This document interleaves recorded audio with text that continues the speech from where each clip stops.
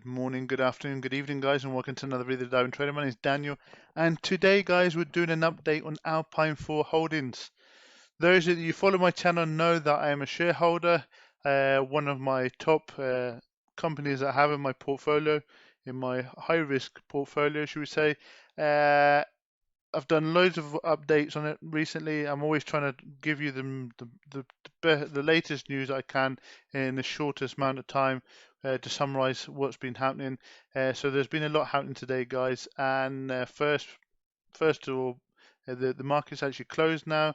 And look where we finished off. We've actually finished off just over 3.5% up today, so it's higher than the previous close. So that really does deserve a round of applause. So that's we're happy about that, and we'll see why we're happy about that.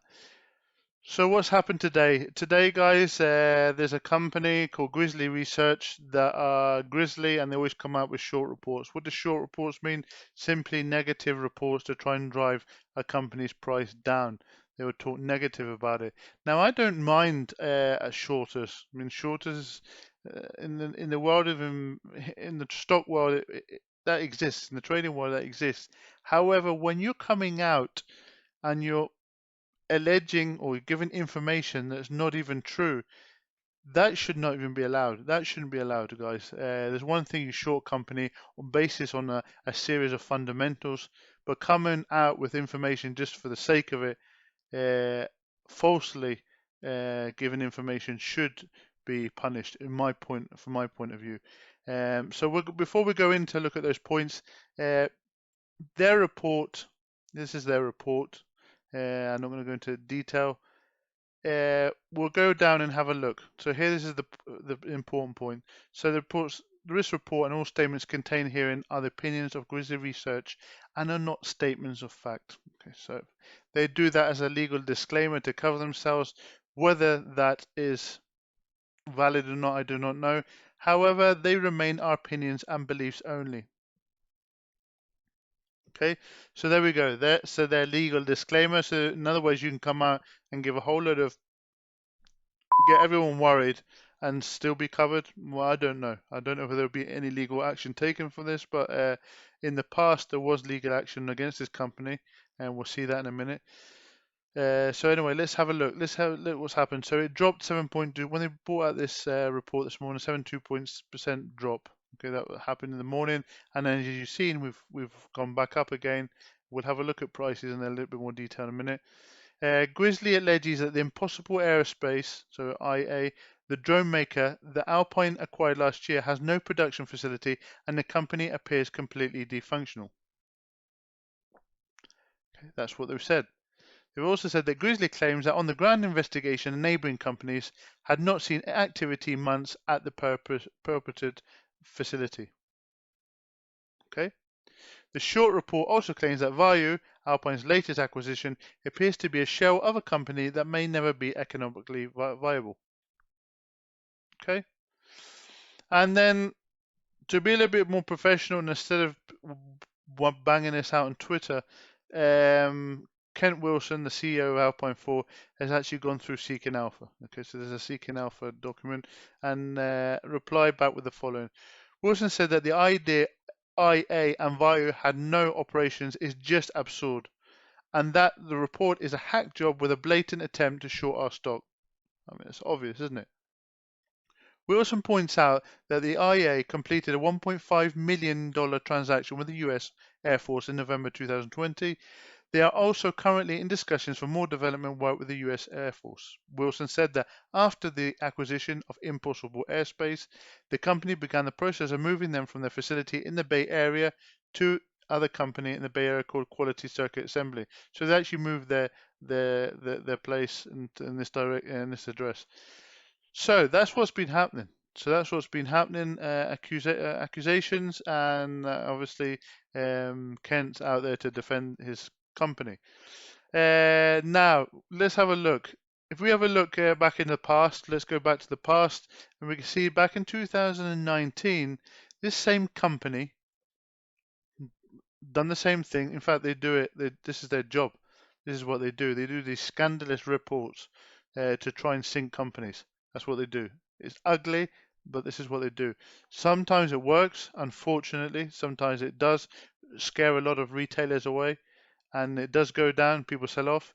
But I think on this case, they're messing with a company that have a lot of investors, retail investors, and institutional investors behind them that have done their fundamental research and know that this is a whole lot of bull.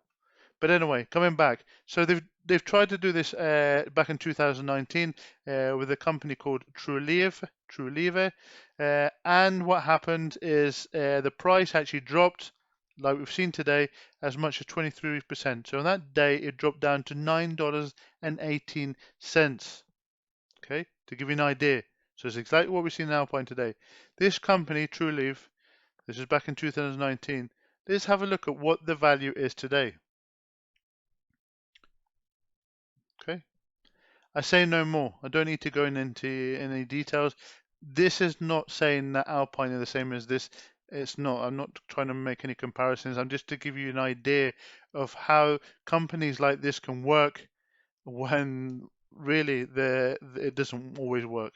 And this is going to be the case with Alpine. So, yeah, also this company here also actually filed a lawsuit against Grizzly Research. I haven't actually, to be very honest with you, I haven't gone in to see if they actually had won the court case or not, or they actually went to court. It just said that it had been filed. It could still be going on. I don't know.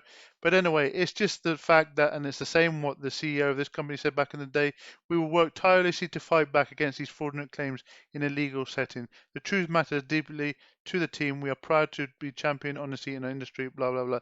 So yeah, another angry, I don't know, with Kent, will go down the same route or not. Who knows? We'll see.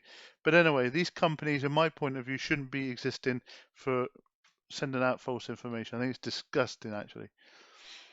But anyway, so that's what's been happening. But then we've got the Twitter. So Kent's come out and sent a message right at Fin Capital, say we see you attempting to cover your tracks on social media. We have documented all correspondence related to Alpine 4 holdings and will be used to hold you accountable.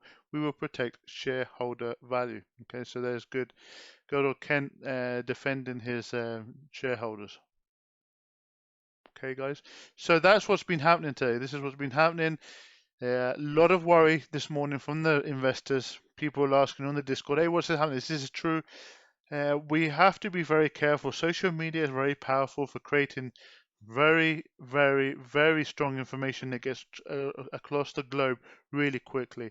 I'm not saying that everything that is on the web is true. We do have to investigate. I must admit, initially I was worried.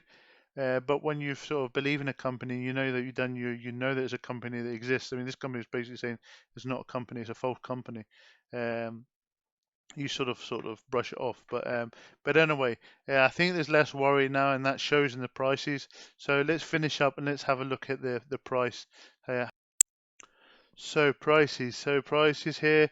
From the last video, if you remember, we drew these support and resistance levels, of which we still haven't broke. So we've been sort of sideways consolidating on the right-hand side to the right, and we're looking like we're having a bit of an upturn now. So this is looking good. So we've got some green candles here. So remember, this is the hourly chart, and we're looking to break this level here, which is around about $4.70. So if we manage to break that, it looks like we could have a good upward trend, which is what we want to see. And on the contrary, if we do have a bearish signal back, then we'll come down to $3.27. So good. It's looking good. Let's just hope that we manage to get these levels. This will be the real test to see if we get past this level. So watch out for that in the next coming couple of days. So yeah, let's hope that the NASDAQ gets announced tomorrow, Friday. That'd be really, really good news. So guys, thank you for watching. If you've enjoyed this video, guys, please give me a big thumbs up. That really helps my the algorithm, YouTube algorithm, and make sure to subscribe, guys. That also helps me grow my channel.